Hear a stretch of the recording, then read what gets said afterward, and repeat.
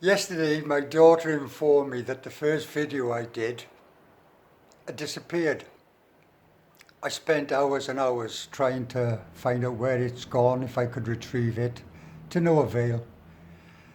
So although this should have been video number 6, it's actually video number 1. It's a rerun of the first video.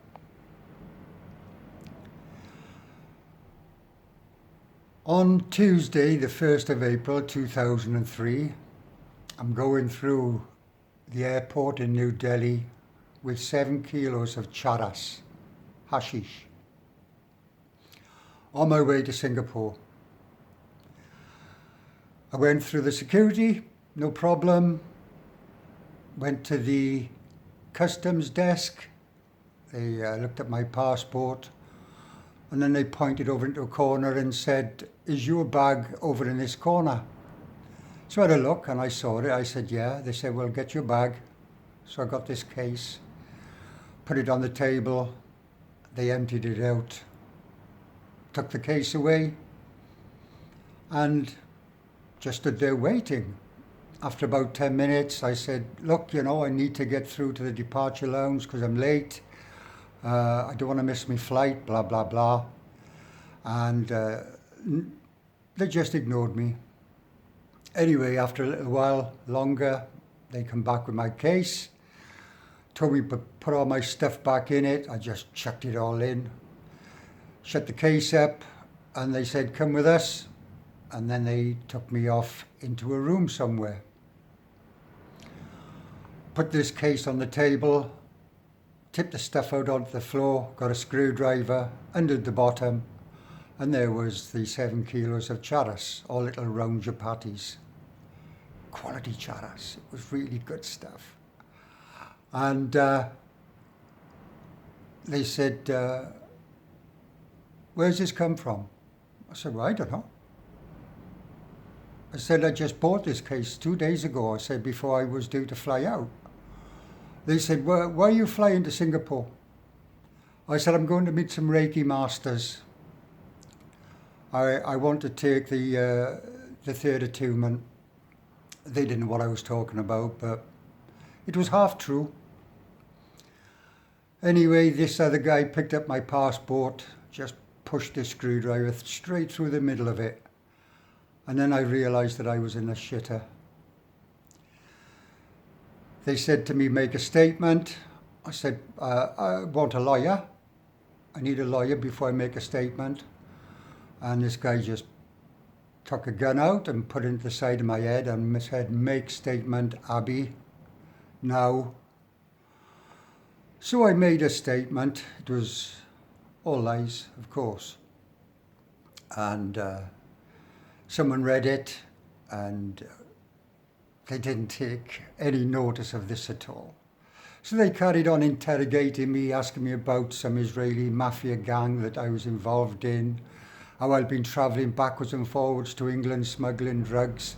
And I said, "Hey man, I go to England once a year to see my daughter and son. I'm not a drug smuggler." They wouldn't have it. So eventually they took me downstairs into a basement, into this small metal cage that had files in. Enough room for me to sit on the floor, and that's where I sat until sometime in the morning. I would have dozed off, no doubt.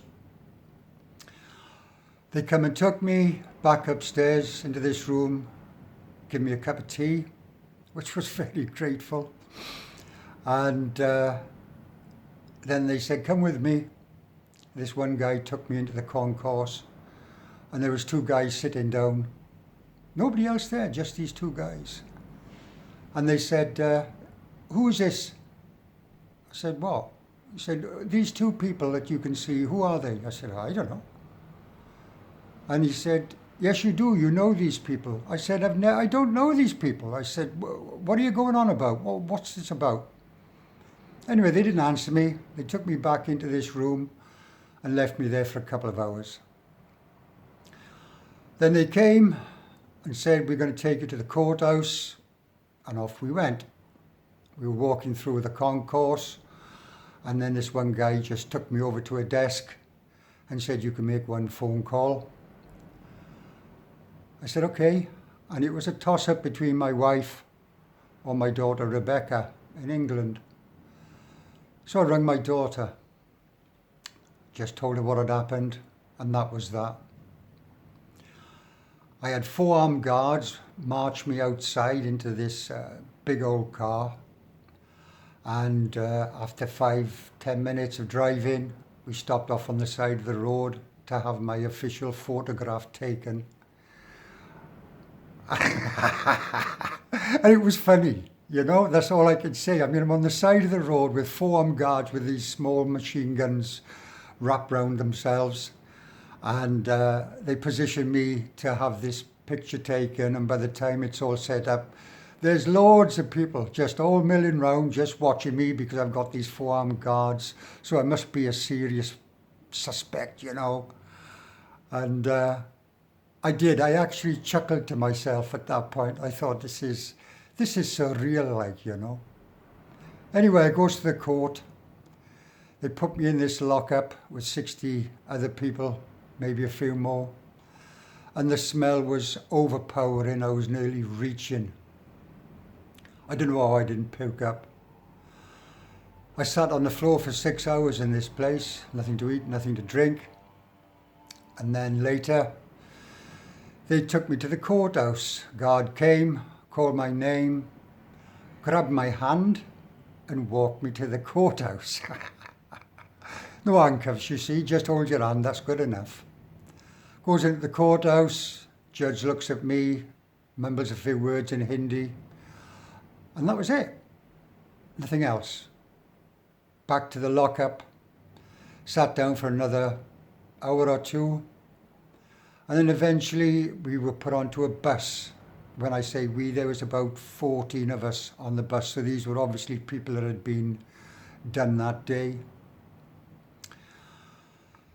The bus, it must have been 30-year-old. It was a right bone rattler like, just steel seats, no glass in the windows, of course. It was just wire mesh, and I was just in a total state of confusion by this time.